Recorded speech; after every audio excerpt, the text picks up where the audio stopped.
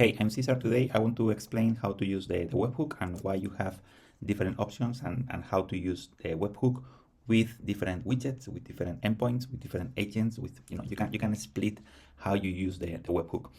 This is just to explain the webhook should be active at the account level.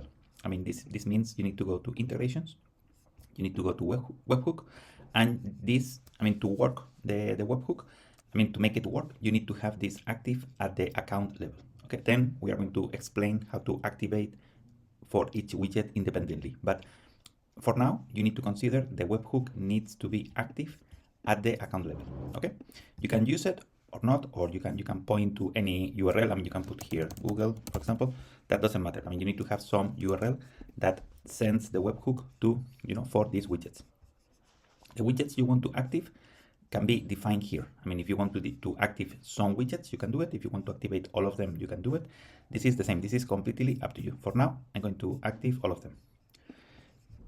I choose all, and I'm going to save. Okay, so for now, all the widgets are sending data to this webhook.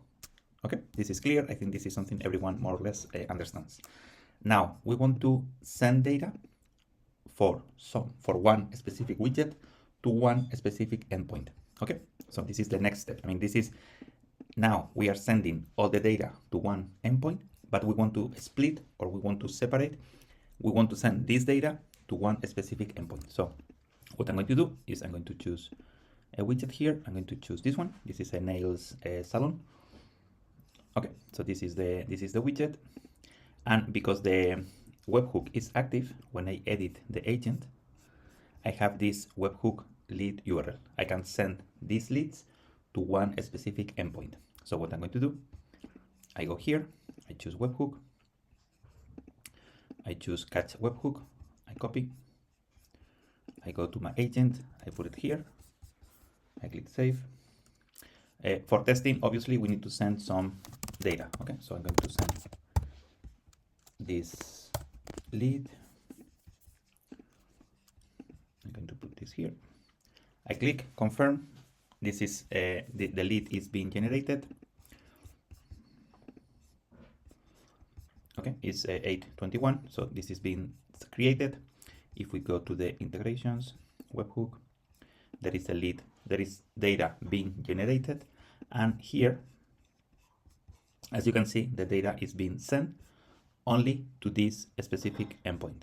Okay, so in Publi or Make, Zapier, if you have Fluent CRM, for example, you can define a specific endpoints for a specific businesses or contacts or something like that. You can define specific endpoints for specific widgets besides having the webhook active. Okay, but the webhook needs to be active. I mean, this is something, if you uncheck this, then there is nothing to do. Okay, nothing is going to work. You need to have the webhook active, and then you can go to your widgets, to your agents, and you can define a specific endpoints for each widget agent. Okay, that's what you need to do. This is unlimited. You can use as many as you want. There is no caps, there is no limits, there is no restrictions, there is nothing. We want to help you as much as possible. We want to help you with the web. We know the webhook is important and is relevant, and we want to give you as much control, as much tools, as much capacity as possible.